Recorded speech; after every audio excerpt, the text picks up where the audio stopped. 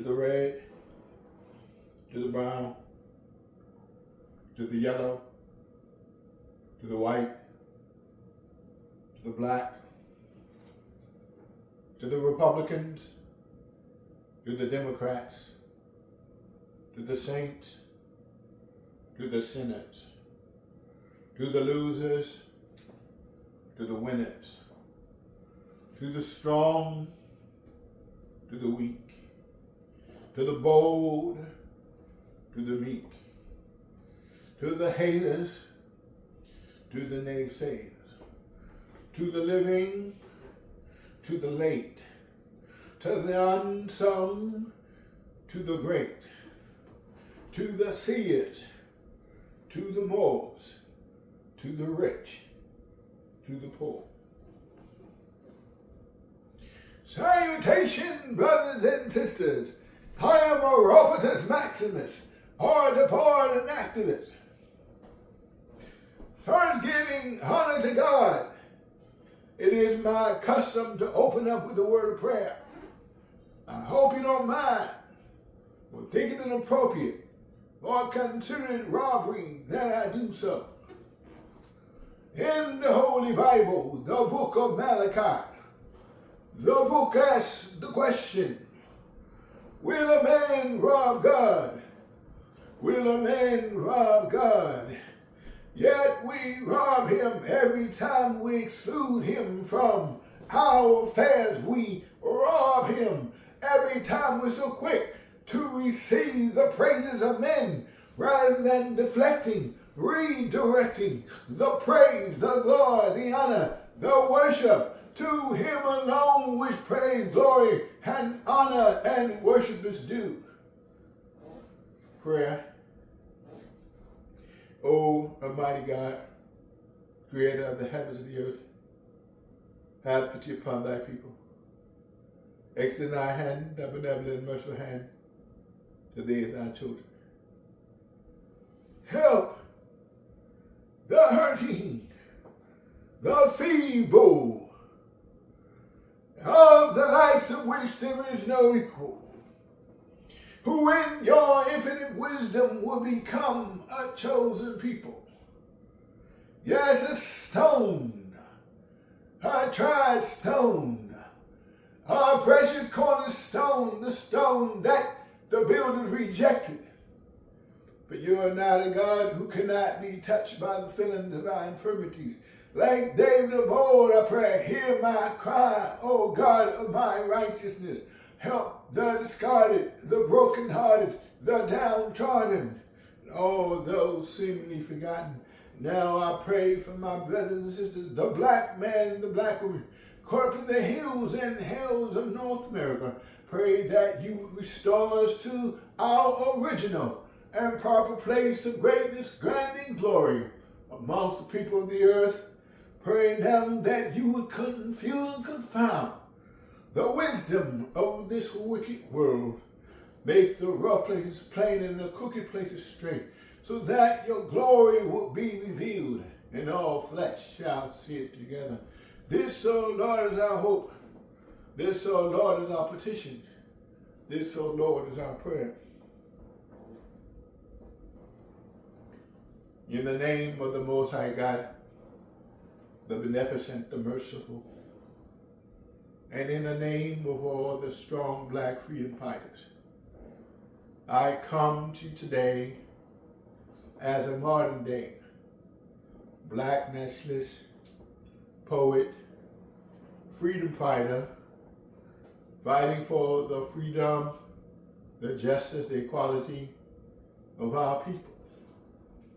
Yes, I'm here today, but not as some prophet, no sage, no rabbi, no priest, but a poet, a voice, articulating the hurt and the pain of the suffering masses of our people who are not moving forward. A poet, but not just any poet, but one who would rise to the call of service, the beckoning of a generation. Yes, I'm here today and a servant of an awesome God, and a servant of an awesome people. The God who was our God before we were brought into the hills and hells of North America, the one of whom it was prophesied in the book of Exodus, coming to deliver his people. If indeed we represent the people and the prophetic fulfillment of Scripture, who would be in bondage over 400 years, whom afterwards God would come to deliver.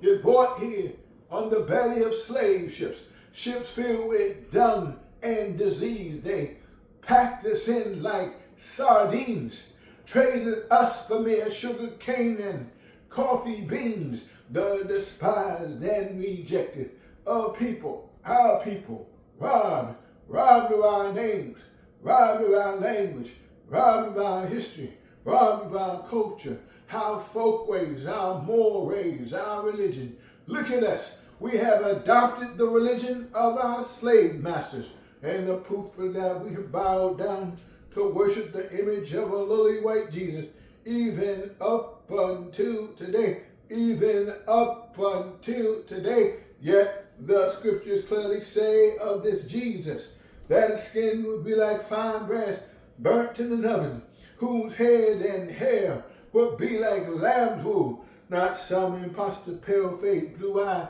stringy, blonde hair, pasteurized, homogenized white Jesus of Hollywood. So listen up, all you listeners.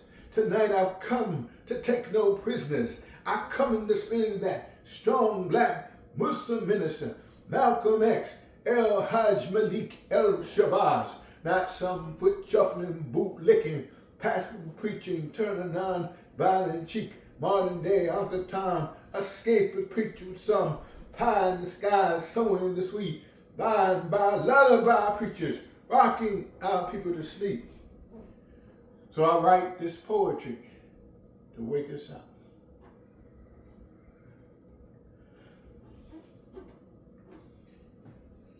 Surely, I would be indebted to you if I didn't say thank you.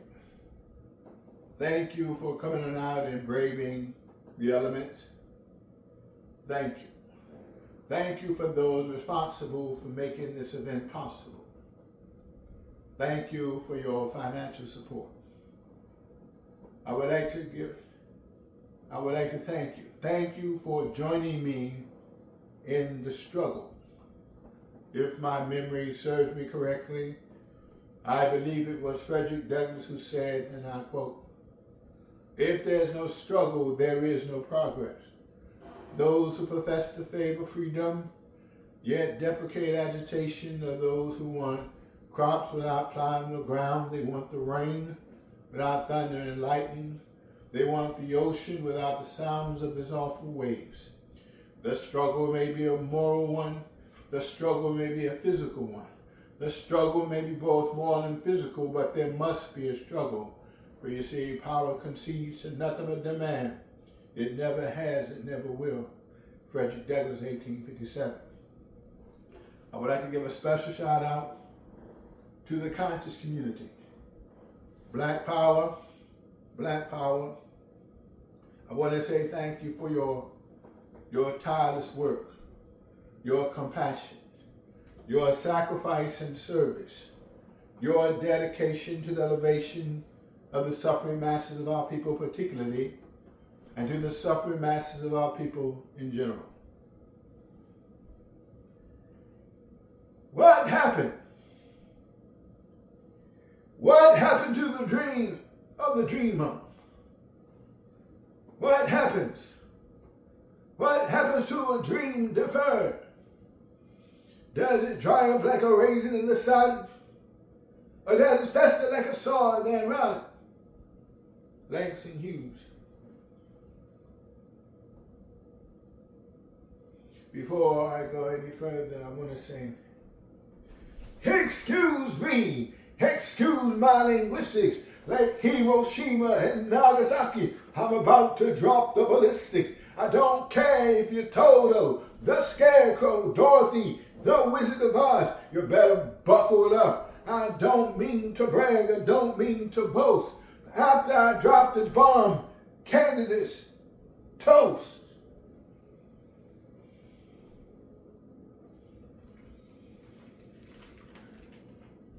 I didn't come out here to hear myself pontificate. I came out here to encourage and inspire, perhaps to even motivate. I'm not an entertainer. So see, I didn't come out here for the applause, the cheers. I didn't come out here to play or tickle your ears. But you see, the stakes are too high. The situation too dire. Our people are suffering this very hour. So I've come to speak truth to power. Oh, I pray that I may speak with the humility of a Malcolm, speak with the courage of a Sojourner, speak with the ferocity of a Nat Turner. Now I draw strength for the moment from Langston Hughes, from Parlor Dunbar, from Dr. Mangelo, and all my former fellow poets. And to my enemies, I want to say thank you. I want to say thank you personally for coming out of the cold and taking this butt whooping personally. But in the words of James Baldwin, America, I'm not your Negro. I don't scratch if I don't itch. I don't dance if I don't like the music. I march to the beat of a different drum. I'm self-determined, self-actuated, self-motivated. I don't fit your stereotype. I don't smoke. I don't drink. I don't use drugs. I have absolutely no need to smoke the weed. I'm a Superman. I have testicular fortitude. I don't budge, I don't bend. I don't chase women, and I don't chase men. I'm not a gangbanger. But I do have gangster-like proclivities. I've learned not to shoot from the hip. But as a poet, I've learned to shoot from the lip. I want to talk to you today for just a moment on an idea that I call the Jonah Project. Obviously, Jonah is a reference to the biblical prophet Jonah and the book named after him found in the Holy Scriptures of the Holy Bible. America, white America, unfortunately for you, contrary to popular belief, Jonah is not a fictitious account. Jonah is not some fairy tale or some fable or mere fabrication of man's imagination. Jonah is a real prophet, about a real prophet, a real God of a real nation, like America, that finds herself in real trouble. This book, Jonah, is a test. It is an example. It is a warning to all would-be nation that would find itself in the crosshairs of the judgment of God. Having said that, I want to quote a few verses from the Bible to give you a brief overview. Now the word of the Lord came unto Jonah, saying, Arise, go unto Nineveh, that great city, and preach unto it the preaching that I bid thee, for its wickedness has come up before me. And Jonah rose to flee to Tarshish from the presence of the Lord. And the Lord prepared a great wind in the sea, and there was a mighty tempest in the sea, so that the ship was broken. And the Lord prepared a great fish to swallow up Jonah. And Jonah was in the belly of the fish, the belly of the whale, 3 days and 3 nights. And the word of the Lord came unto Jonah a second time, saying, Arise, go unto Nineveh, that great city, and preach unto it the preaching that I bid thee. And Jonah rose and went to flee to Tarshish from the presence of the Lord. And he went to Nineveh, and the people of Nineveh believed God and proclaimed, "Who can tell if God will not turn from his fierce anger, that we perish not?" And the Lord saw that they had turned from their evil ways, and the Lord repented of the evil that he said he would do unto them, and he did it not. The Jonah Project of the Jonah Movement is a test and testament to the current state of the hearts and minds of white America. Its simple objective is to give white America the opportunity to be on the right side of history, to reconcile the present with the past, to reconcile the harsh history of African American chattel slavery in this country and its present day ramifications and repercussions on black life. Also to focus on the plight and disintegration, but more accurately the disintegration of the Native Americans, the indigenous people of this continent. In short, my goal, my mission is to build a coalition of all people, black, brown, red, yellow, and white, striving for the survival of diverse groups. As a moral leader, it's my job to advocate, bring awareness to what I feel with God's judgment on America and what she must do to be saved, if indeed she can be saved at all. America, you owe a debt, a karmic debt. Now it's time for you to pay the piper.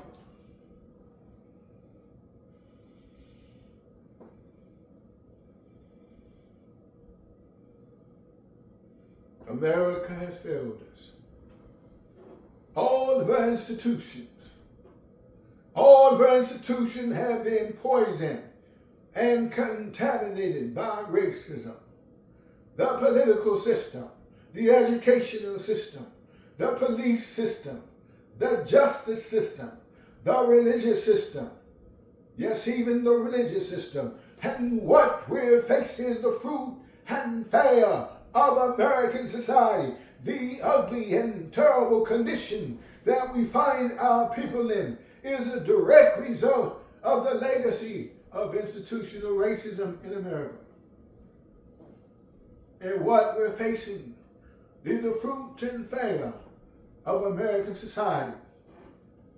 I am a lot of things, but I am not naive. I am a student of history. I possess the knowledge that the white man in America has been nothing but I would say devil, but I'm going to say a tormentor in the grand scheme of race relations in America as we know it. Let's look at it. Slavery, civil war, segregation, subjugation, police retaliation, massive incarceration, gentrification. Let's look at it. America, white America, you have a history of being kidnappers, rapists, racists, robbers, liars, lynchers, intimidators, and murderers. I can go on and on down the list. You fit the description of a true terrorist, but you're nothing but a band of punks, a band of bums, cowards, hiding behind masks, riding horses, brandishing rifles, and carrying torches. You're no good, peck of wood, redneck, pot belly, gun toting, tobacco chewing and smoking, carrying rifles in your laps. You look stupid with those pointed dunce caps, rebel rousers, burning down poor black people's houses, seizing haters, masqueraders, mischief makers, no good bastards, fiends, laughers, backslashes, white crackers, Johnny come lately, overall wearing Neanderthal. In spite of the passing of time, you continue to commit your heinous crime. You try to instill our hearts with fear. The militarization of America, the infamous riot gear. And now you leash upon America your modern day weapons, your bag of tricks, police sticks, police dogs, guns with lasers, wands, batons, pepper spray, high voltage electrical tasers.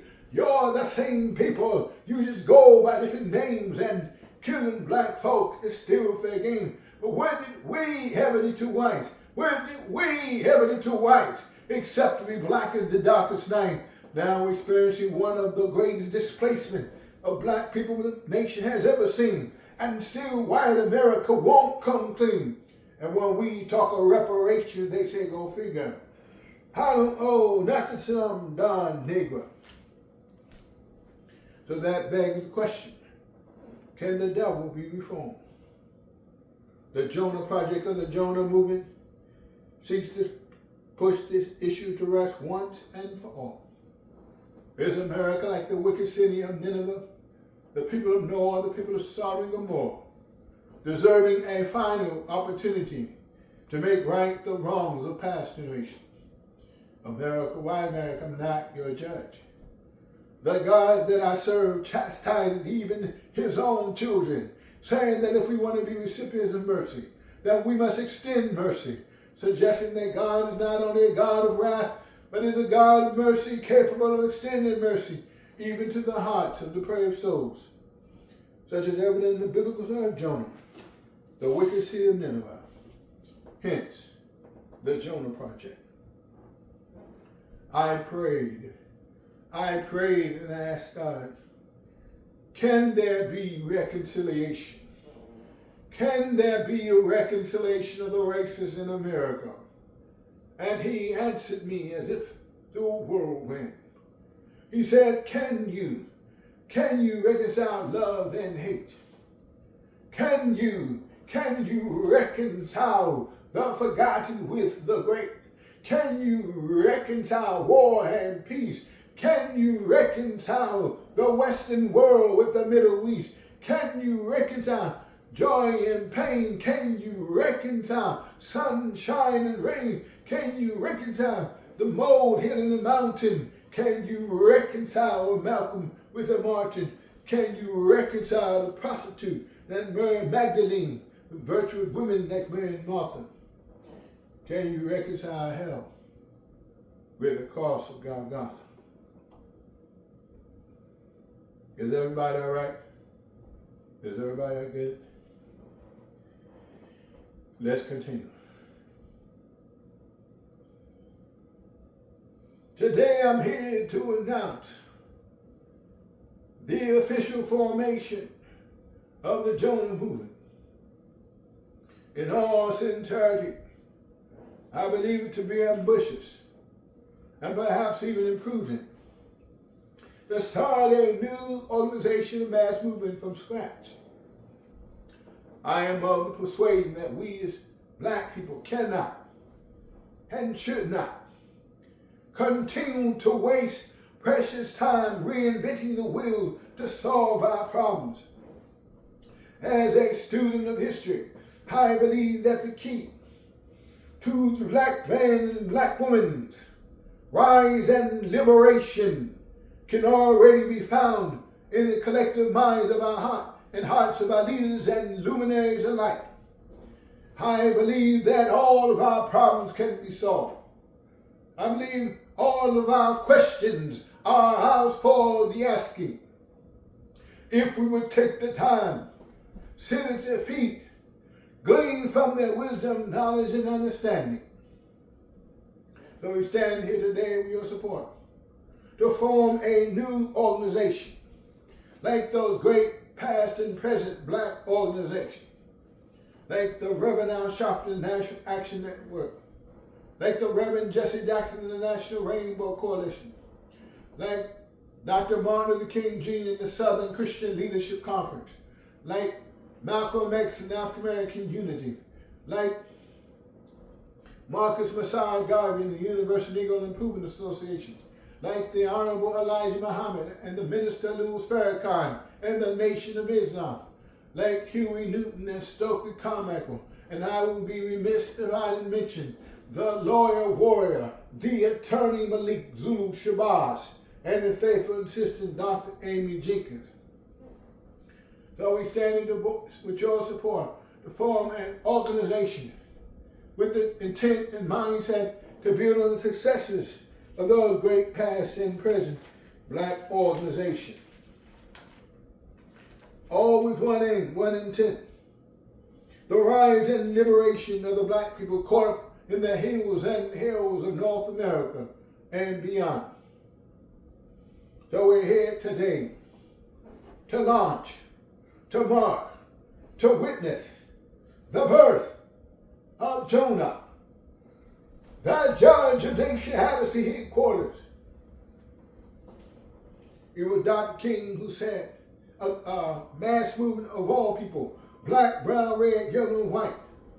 But it was Dr. King who said, my destiny is inextricably interwoven in your destiny. And whatever affects one directly affects all indirectly. We cannot walk alone. Today we stand here at a junction, a necessary turning point, a boiling point, if you will, in race relations in America as we know it.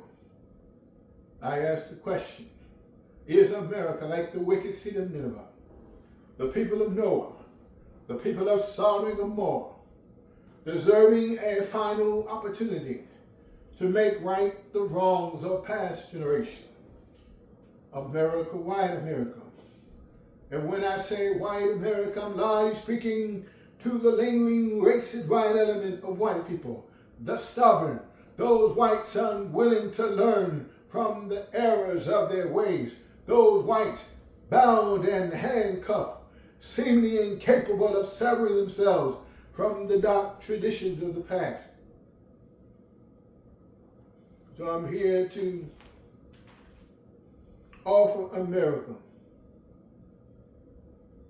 a final proposition: to get right or to get left, to get right or to get left. To get right, I mean to restore, repay. To get left, face the immediate separation, relocation, and allocation of the dark people in this continent. America, charge you guilty of the decimation of the native tribes, guilty committing heinous, ugly, despicable, unprovoked, inhumane treatment of the dark people in this continent. America, you must repent. 1, you must rebuild the world and its indigenous people. 2, turn to blacks and restore and repay the damage done. This is not a request. This is a mandate. America, white America. We're in a relationship. Not a new relationship, but a relationship that existed since the inception of our nation. A 400-year-old relationship. An abusive, toxic, dysfunctional relationship. America, white America, you're like a deadbeat dad. In bed, but not in love. You have laid down to produce children that you're unwilling to care for. But your law insists. So don't be hypocrites that if a man lays down with a woman and produces a child, that he is responsible for that child for 18 years until it's come of age. White America, we're like your children, the offspring of an illegitimate relationship, the fruit of your loins. You bought us, you sold us, you owe us.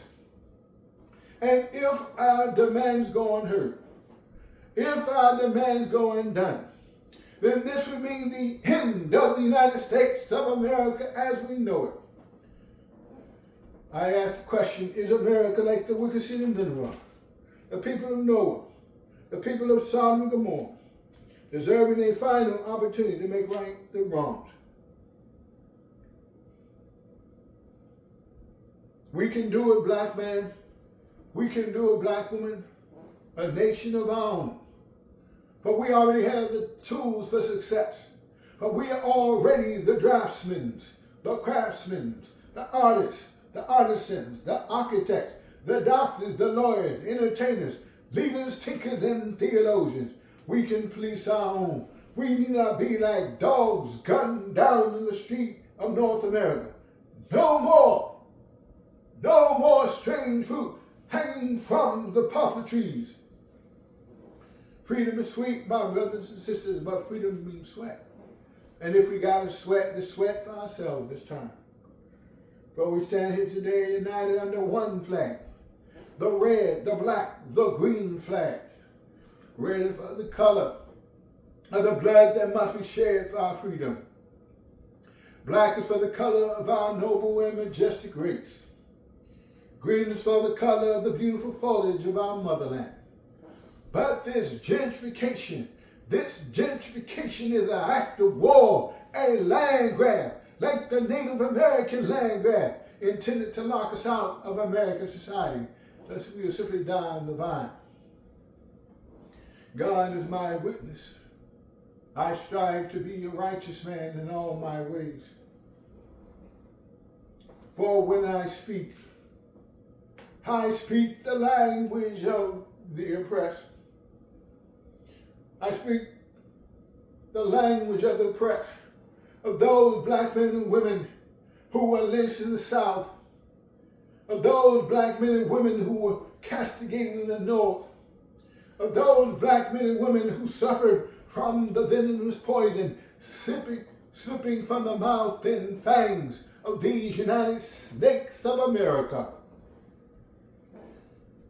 I speak the language. I speak the language of the damned, the discarded, the brokenhearted, the downtrodden, the helpless, the homeless, the so-called derelicts and dregs of society. My words are inadequate to measure up to the blood-curdling cries of ancestors at the hands of a cruel and barbarous slave master. My words, as harsh and scathing as they may seem, can never match the unprovoked, inhumane treatment casted upon our people. Not to mention the day hell we catch for just being black in 21st century America. So I have to say, excuse me.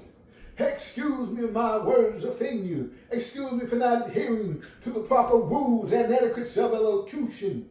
Excuse me if I offend your sensibility. I know my words make you uncomfortable. You'd have me to turn down the rhetoric. No, but I can't stop. I won't stop speaking the truth. The unadulterated, unfiltered, naked, has a jaybird truth. For God has unleashed the beast, the oratorical beast in the Northeast. So I will continue to speak forcefully, unapologetically, yet fearlessly. Not like some pie in the skies somewhere in the sweet, by and by lullaby preachers rocking our people to sleep, a rockabye baby on the treetop, milking believers and fleecing the flock.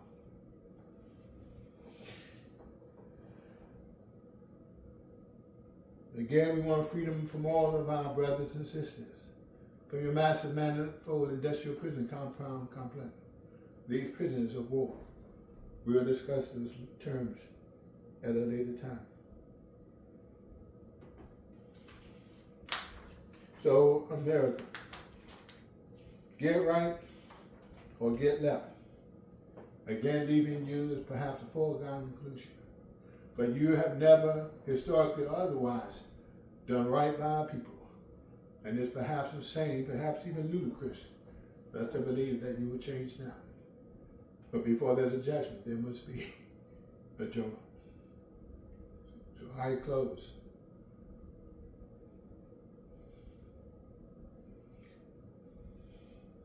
America, you're in the judgment of God. As it was in the days of Noah, as it was in the days of Sodom and Gomorrah, as it was in the days of Jonah. The ark has been shut, and now the rain is falling. Judgment has come, no longer stalling. The earth is flooding, the floodgates of the deep have opened its mouth, and now there's simply no way out. The night has come, no more mirth, as darkness comes and carpets the earth. The angels of judgment await. Wretched men stand at the door, having been blinded, looking, searching for salvation, but they cannot find it. Unfinished urban projects swaying in the wind, because for the descendants of slaves you made no provisions. America, the greatest military the world has ever seen. Her armies, her navies, Air Force, and Marines. And now all of her military might is defenseless against this death angel. And now from a thin thread you now dangle, as it was in the days of Noah, as it was in the days of Sodom and Gomorrah, as it was in the days of Jonah. The ark has been shut, and down the rain's falling. Judgment has come, no longer stalling. The earth is flooding. The floodgates of the deep have opened its mouth. And now there's simply no way out. The night has come. No more mirth, as darkness comes and conquers the earth. I've done a lot of soul searching. I've done a lot of thinking. I close. I've done a lot of soul searching. I've done a lot of thinking. I've come to the conclusion that we as people, we just got to continue to press forward. Continue to press forward. But what I know, I'm just a poet. Thank you.